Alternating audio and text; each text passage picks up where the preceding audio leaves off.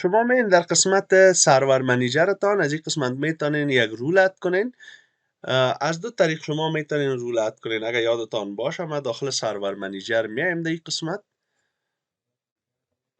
ACDI@123. خب میتونین در این قسمت گرچه که زمانی که شما استارت میکنین سرور منیجر خودش میایه. در این قسمت میتونین اد رول ان فیچر بگوین به خاطر که ببینیم آیا DCP ما داریم یعنی DCP را به خاطر که ما کانفیگریشن نکردیم. پیش از این که شما مین DCP را کانفیگریشن میکنین حتما کامپیوترتان را بیاین DNS کانفیگریشن کنین یا سرورتان DNS داشته باشین کانفیگریشن کنین. خب اگر اکتیو دایرکتری دارین ندارین هم فرق نمیکنه. خب مقصد DNS داشته باشین. میبینین که در این قسمت ما نداریم DCP. و میتونیم بالای از هم کلیک کنیم و در قسمت منیجر بیم. در این قسمت آمد رول فیچر. من بالای از کلیک میکنم. در این قسمت شما میتونین که بعض قانونایی که داره در این قسمت شما بخوانین. گرچه که ما این زیاد کار کردیم. نکست میگیم بازم نکست میگیم بازم نکست. نمی سرور خود میخوایم اینستال شوه و در این قسمت ما انتخاب میکنیم. چی رو انتخاب میکنیم؟ DHCP سرور.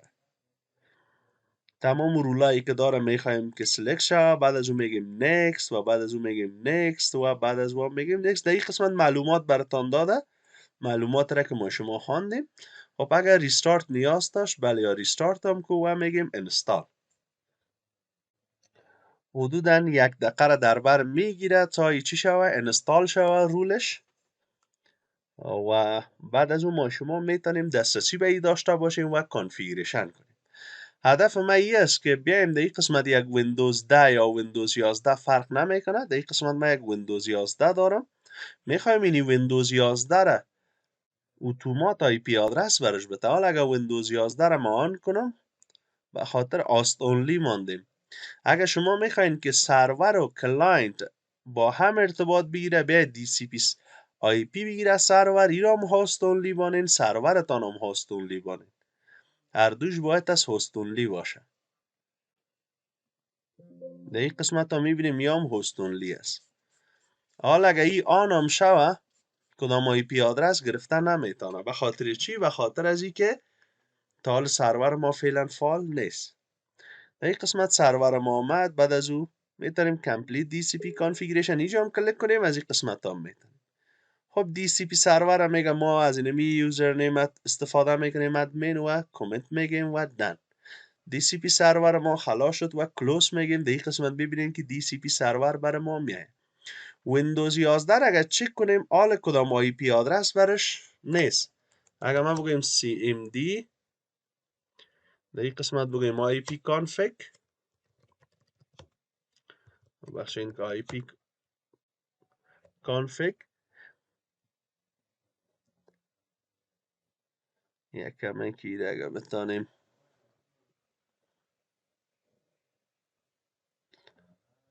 زوم کنیم دیچه هم چقدر. خب اگر در این قسمت بیم سعی کنین آی پی آدرس برش کدام رنج دیگه توضیح کرده. این رنج فعلا اگر بریم هم که سرور ما کنکت نمیشه. من براتون میگم که این رنج دی است. خود وین وی ار ما کسی این رنج توضیح میکنه که این رنج نیست که ما توسط بتانیم که کس کنکت شویم.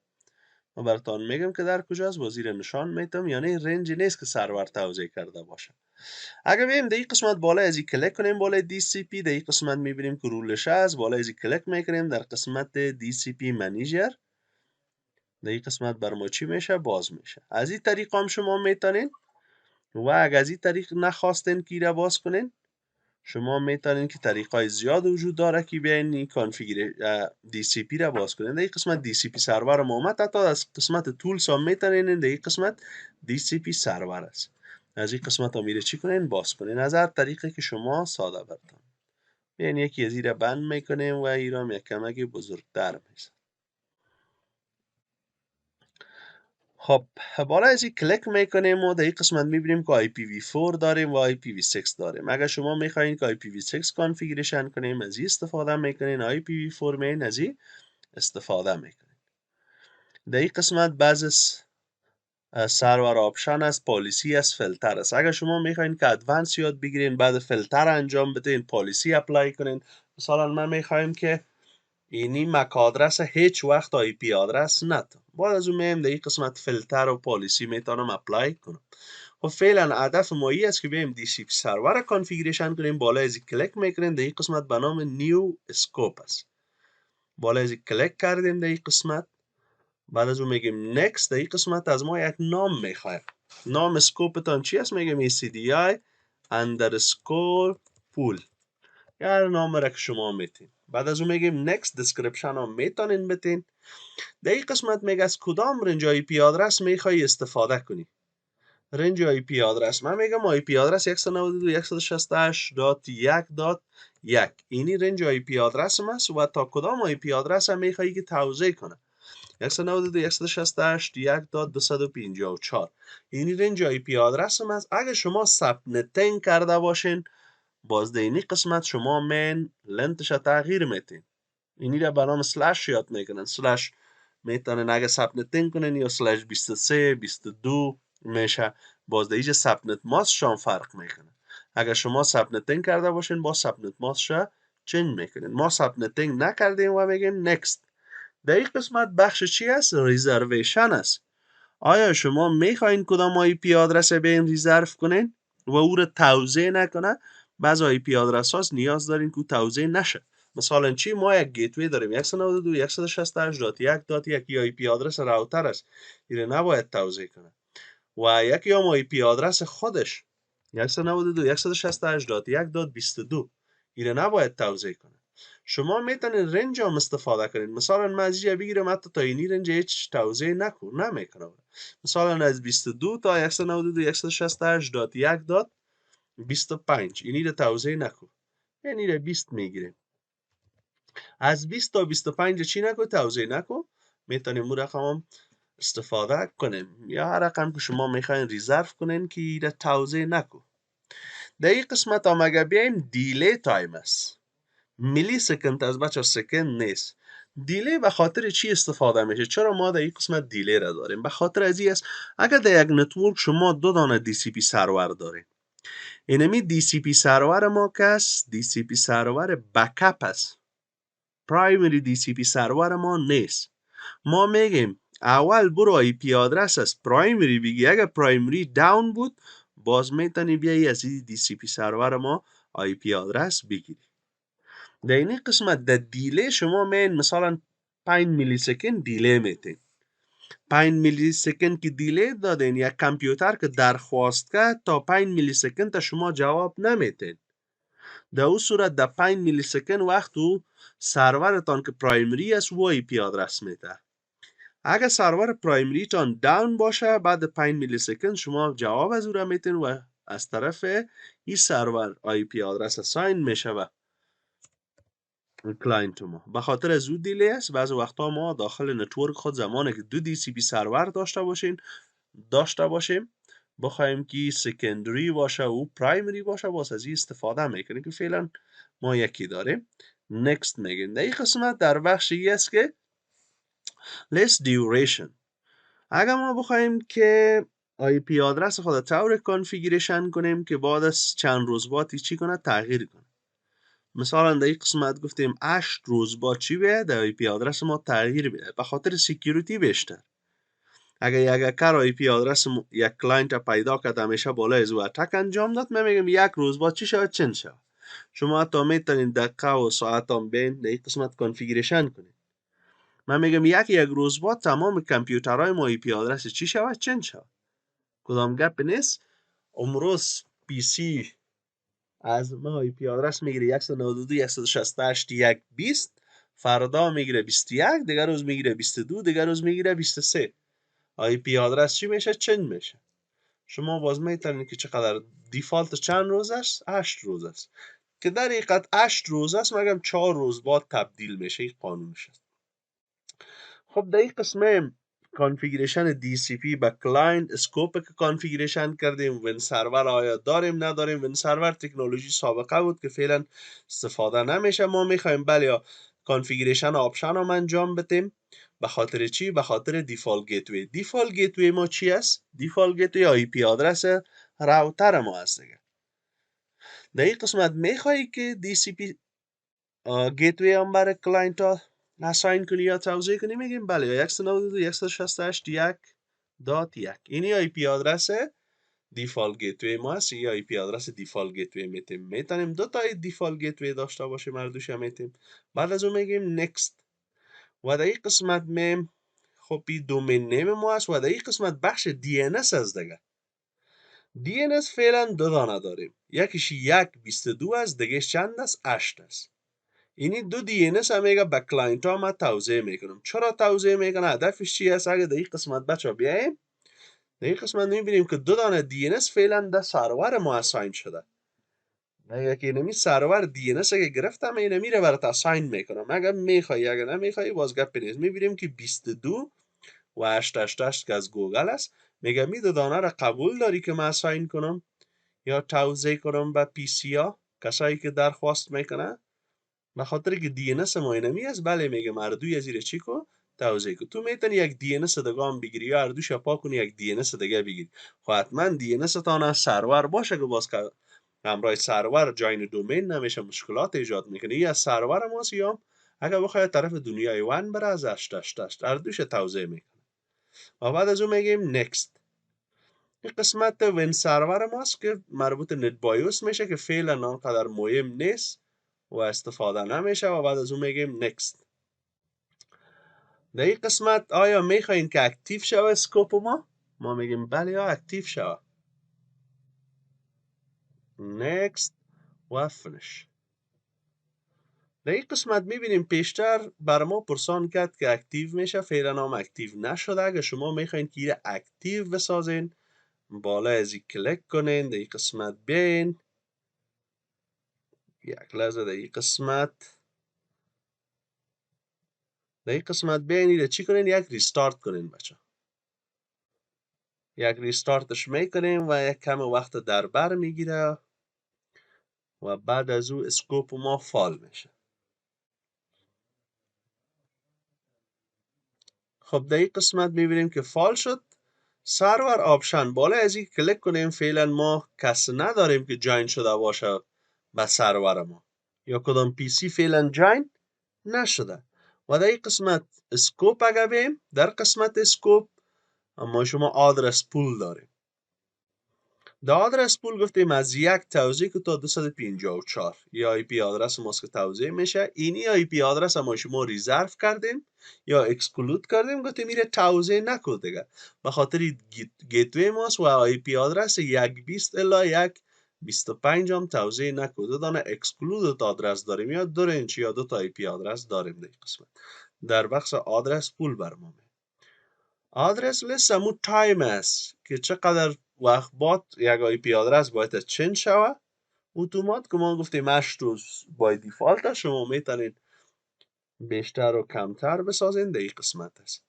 اگر در این قسمت کلیک کنین بخش چی است؟ بخش ریزرو است، ریزرویشن. اگر شما میخواین که بیاین یک آی پی آدرس و یک کامپیوتر شما ریزرو کنین، خصوصا ریزرو در کجا استفاده میشه؟ ما با پرنترهای خود اسپسیفیک آی پی آدرس میم ریزرو میکنیم. به خاطر پرنترها اگه 8 روز بعد چند شوه خب مشکل ایجاد میکنه. باز چقدر کامپیوتر ما بریم پرنتر بر از او کانفیگر کنیم؟ میگیم نه، یک بار دی سی پی میمونیم پرنتر آی پی آدرس بگیره. اگه از طریق دی سی پی ماندیم گرچه که پرنترها خودش اتومات هم آی پی آدرس میگیره. بعد از اون میتونیم در این قسمت بیم ریزرفش بسازیم. اینمی مک آدرس پرنتر ماست، همیشه باید است اینمی آی پی آدرس به اینمی مک آدرس داده شود و هیچ کس از این مک آدرس دیگه استفاده کرده نتونه. قسمت از این است. و در آخر هم اگه بیم اسکوپ آپشن در این قسمت نشان میده که چی چیز را توزیع میکنه به کلاینت های ما. میگه دیفالت راوت تان کس یک است. دی ان اس تان کس چند است؟ 8 یا 192.168.2 25 است و دومین نیم که دی ان اس کار میکنه به نام چی است؟ acdi.com است. گرچه که ما میتونیم اینجا کانفیگریشن کنیم این آپشن دیگه. اگر شما میخواین که تایم سرور ست کنین و این سن شو برش بسیار گپای دیگه هم در این قسمت داریم. میبینین ما دی ان اس انتخاب کردیم، در این قسمت راوت انتخاب کردیم، تایم آفیس و دیگه گپای دیگه هم که ما شما داریم. دی ان اس لاگ سرور. میبینین که لاگ سرور هم کوکی سرور تمام یارم میتونه بر از یا چی کنه سند کنه. هر کدامش هم میخواین باز تک کنین و بعد از اون مثلا این تی پی سرور این قسمت به این تی پی سرور بگو، آدرسش بگو، اوکی بگو و بعد از اون چی میشه در این قسمت سند میشه. باز این میره سند میکنه و کلاینت ما. شما میتونید سرور زیاده در این قسمت بتین. تا حالا کدام آی پی آدرس توضیح نشده، بریم که در این قسمت ببینیم که ویندوز 11 ما باید از چی بگیره؟ آی پی آدرس بگیره. آی پی آدرس رنج 1 باید از بگیره. به خاطر که این کار کنیم بچه، گرچه که طریقای زیاد است، ncpa.cpl بینید یک بار دیسیبل کنین، دوباره انیبل کنین. اگر این کار نکردین ipconfig/release و دوباره ipconfig/renew توسط کمند هم میتونین این کار کنین. دوباره اگه ببینیم که آی پی آدرس گرفته یا نگرفته، در این قسمت میبینیم آی پی آدرس نگرفته. بریم تاثیری چی است؟ تاثیر از این است بچه اینی قسمت بین در ویم ویرتان باز در ریال نیست دیگه، این مربوط ویم ویر میشه. در قسمت ورچوال نتورک ادیتور بالا از این کلیک کنین، بین در چنج ستینگ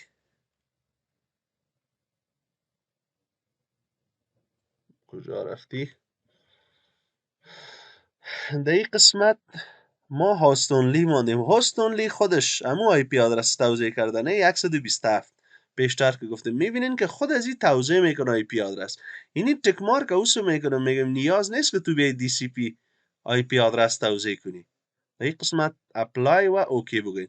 اگر بچه ها نشد بیخی را دلیت کنین، صحیح است. در این قسمت که بین اینجا بگوین ریموو نتورکی ریموو میشه، باز براتون توزیع میکنه. اگر باز هم یک کمکی بیسوری کرد در این قسمت دوباره دیسیبل و میم دوباره انیبل میکنیم. اینا یک چی روان میکنه؟ آفر ریکوست روان میکنه. میبینین که یه چی شد acdi.com در بالا ببینین acdi.com بر از آی پی آدرس وقت توسط از چی شده کنکت شده. حالا اگر بریم چک کنیم CLS بگیریم و در این قسمت IP config بگویم، میبینیم آی پی آدرس ما چی شد 192.168.1.2. یک گفتیم توزیع نکو دیگه، یادتان است دیگه. حال 1.2 سبنت ماسکش و گیتویش و در این قسمت هم یک DNS دیگه هم داریم دیگه، دومین ما کس. اگه بیم میره بگیریم /c/all در این قسمت اگه بیم خب مک آدرس ما را میگه، در این قسمت آی پی آدرس ما، سبنت ماسک ما و در این قسمت هم دی سی پی سرور خود آی پی آدرسش کسی نی است. دی ان اس ما یک دی ان اس است و ایام دیگه دی ان اس است. دوباره بریم طرف سرور و در این قسمت ببینیم کدام دانه آی پی آدرس ریزرو شده نشده. نه خیر چیز را ناورده. در این قسمت اگر بیم میبینیم که در این قسمت آدرس لیست که است، در این قسمت برنامه تاریخ اکسپایرش میبینیم در این قسمت که میگه اینی وقت چی میشه؟ ای اکسپایر میشه. چند روز که مانده، چقدر وقت که مانده.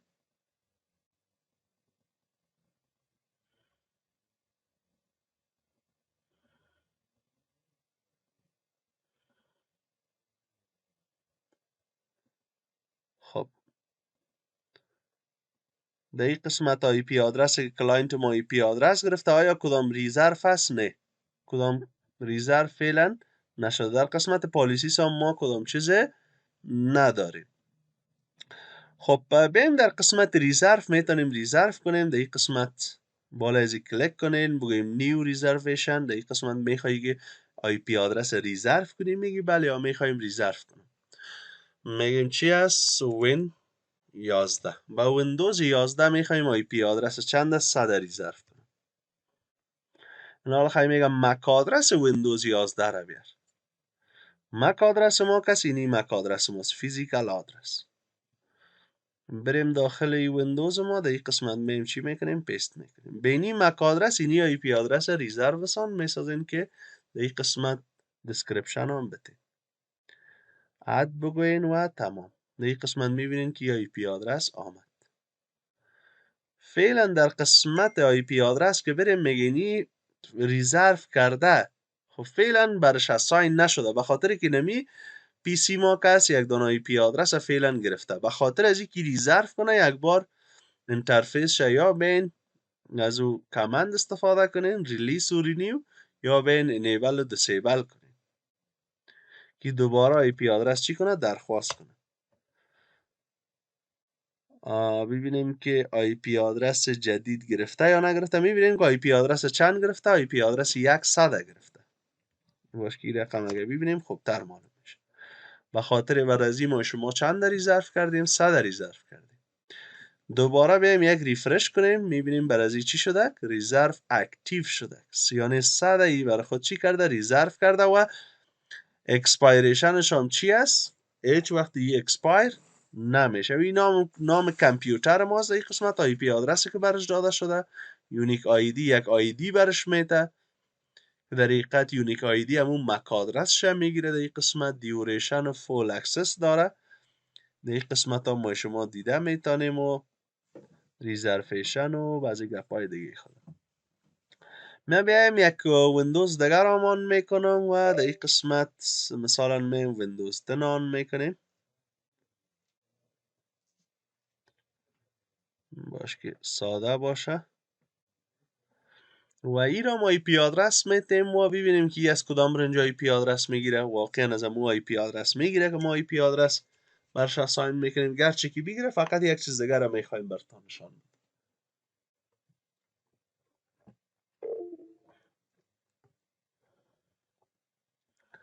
اولا باید از شما بین در قسمت ستینگش ای را بانین ده هاست اونلی.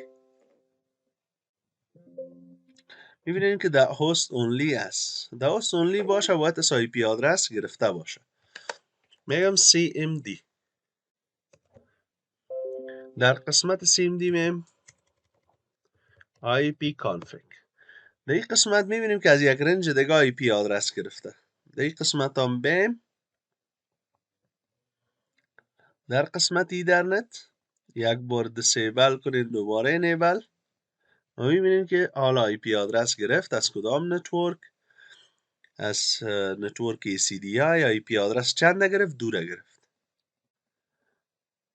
و تمام گپایی که ما شما پیشتر دیدیم. در این قسمت بیم یک مک آدرس جدید بر از این درخواست داده. این خو ریزرو شده و در این قسمت اگر بیم یک ریفرش کنیم میبینیم یک آی پی آدرس دیگه آمده 2. مگم اگر بالا از این ما کلیک کنیم در این قسمت add to reservation ما شما میتونیم چی کنیم؟ اد کنیم بر ریزرو. مثل که پیشتر از این مسیر نبیم که مثلا اگر بالا از این ما کلیک کنم نیو ریزرویشن بگویم باز یک نام بر از این بتون باز آی پی آدرس مک آدرس یایشه. من نمیخوایم. مستقیم در قسمت آدرس میم آدرس لیستس و در این قسمت بالا از این کلیک میکنم میگم اینمی باید از برازیمی چی باشه؟ ریزرو باشه. میتونین دلیت هم کنین. البته میتونین فیلتر هم کنین. اینمی را الاو بساز، اینمی را دینای بساز. و فعلا ما شما چی میگیم؟ میگیم add to reservation. این را هم ریزرو کردیم برازی. اینمی ویندوز 10 ما همیشه باید از آی پی آدرس 1.2 استفاده کنیم. اگر شما بین ایره چنج هم کنین، هر کار که کنین برای یکی دیگه بتین این برای کی ریزرو شده با ویندوز 10. در این قسمت میبینیم که در بخش ریزرویشن 2 تاست. این مربوط ویندوز 10 ما شد یا مربوط ویندوز 11. در این قسمت میتونین که دوباره بین ریزرویشن چی کنین؟ دلیت کنین. مثلا ما نمیخوایم دیگه ریزرو داشته باشیم. ساده دوباره در این قسمت بیاین یک ریفرش کنین و بالا از کلیک کنین. در این قسمت بین ریزرو ما شما چیزی رو نداریم. اگر ساده شما میخواستین باز میتونین کی را اد کنین و ای را هم اد کنین. طریقه بسیار سادهش نیاز و هیچ مک آدرس چیز نداریم.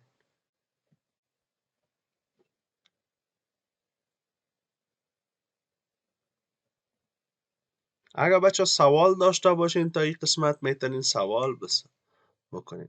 در این قسمت اگر در قسمت آدرس پول مین شما میخواین که یک پول جدید جور کنین، در این قسمت میتونین بین یک آدرس پول جدید البته داخل از یک آدرس دیگه جور کنین. ریفرش داره، اکسپرت لیست داره که شما میتونین و بعض آپشن های دیگه داره که نمیخوایم دیپلی وارد از شیم، به خاطر که گفتیم در پیپر 2 باز ما میتونیم که ایره به شکل استانداردش بخوانیم.